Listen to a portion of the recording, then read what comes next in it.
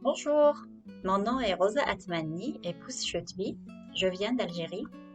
Je suis arrivée au Canada avec mon époux et mon fils en août 2019 en tant que résident permanent. Nous sommes très heureux de finalement pouvoir venir ici au Canada. L'un des défis avant de venir était de trouver la source d'information la plus fiable pour faire la procédure, parce qu'on trouve partout des personnes qui se disent expertes et qui soi-disant vous donnent un avis d'immigration. Oui, tout à fait au début, quand on voulait faire la procédure, j'avais approché un bureau il y a de cela 10 ans, euh, ouais, 10 ans plus tôt. Donc le responsable qui avait soi-disant étudié mon profil a répondu de ne même pas essayer en me disant que Canada n'a pas besoin de personnes de mon âge. Canada est intéressé par des gens beaucoup plus jeunes et cela nous avait vraiment brisé à cette époque-là. L'ironie du sort fait que 10 ans plus tard, donc normalement on a vieilli de 10 années de plus, n'est-ce pas? Je reprends quand même mon courage à deux mains et fais des recherches toute seule jusqu'à ce que je trouve l'information la plus fiable pour m'assurer que je fais les bonnes démarches en utilisant les bonnes ressources ou sources d'informations qui sont bien sûr l'UCIC et l'IRCC. Voilà, donc j'avais fait l'entrée express de travailleurs francophones qualifiés. Les défis étaient, pour la procédure, étaient de préparer tous les documents et surtout quand il s'agissait de recontacter les employeurs, les anciens employeurs plutôt, ou encore de se préparer pour faire les tests de langue pour maximiser ses chances d'avoir un meilleur score dans le bassin d'entrée express.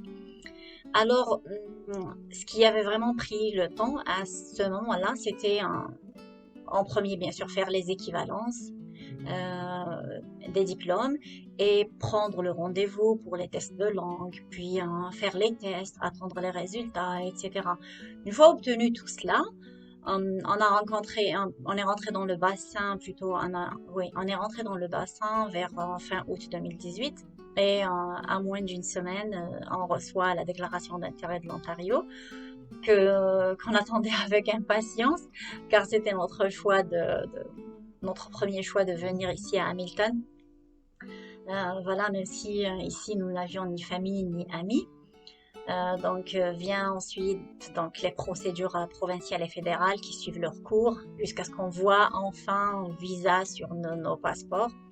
Et notre bonheur fut complété lorsque nous avons posé nos pieds sur le sol canadien le 12 août 2019, car nous sommes ambitieux pour pouvoir réussir avec l'aide de Dieu, puisque nous avons l'expérience, les qualifications et surtout cette grande volonté pour réussir après un retour à zéro, un démarrage à zéro encore une fois. J'ai bien dit, c'est le bonheur d'arriver, car c'est ici que nous voulons voir notre fils grandir et avoir un bel avenir. Euh, Aussi, nous étions très conscients de tous les défis qui nous attendaient. C'était voilà, c'était un bon début pour nous, sachant que nous avons à notre disposition les éléments importants. Il fallait juste il fallait juste savoir utiliser les sources qui sont disponibles et cela avant même d'arriver ici ou de venir. Alors, à titre d'exemple, avant de venir, je veux parler de la liste des contacts des services d'aide à l'établissement qui sont communiqués par l'IRCC lorsqu'ils envoient le fameux message de Ready for the Visa ou Prêt pour le visa. Euh, voilà, chose que nous avons faite.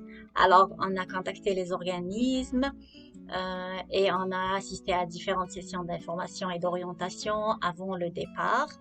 Et puis après, une fois arrivés, nous avions commencé par contacter ces différents services d'aide à l'établissement tels que YMCA, le Centre de santé francophone communautaire de Hamilton, le Collège Boréal, etc.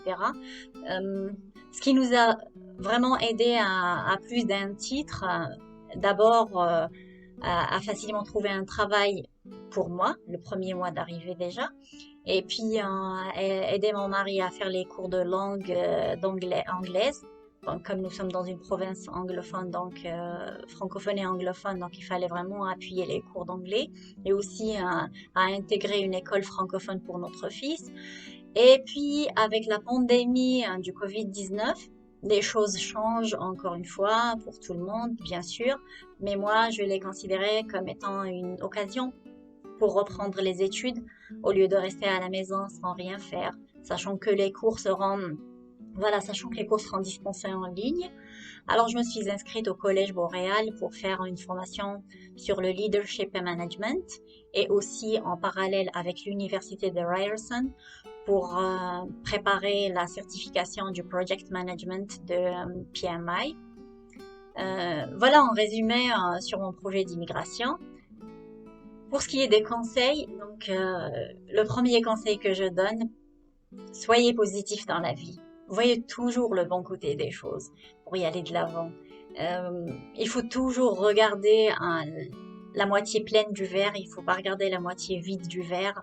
Cela ne vous avancera à rien. Secondo, il faut savoir saisir les opportunités que la vie vous donne. Il faut toujours ne pas hésiter à poser des questions, à chercher l'information. Cela vous évitera des erreurs et ça vous fait gagner du temps. Pour moi, ça m'a fallu 10 ans. Mon dernier conseil, c'est de toujours apprendre plus et ne jamais se limiter à ce qu'on connaît seulement. Et donc voilà, toujours apprendre. Et pour terminer, je souhaiterais remercier tous ceux qui nous ont aidés, orientés et dédié leur temps et leur patience pour nous les nouveaux. Et je souhaite un bon courage à tous les nouveaux arrivants aussi. Merci.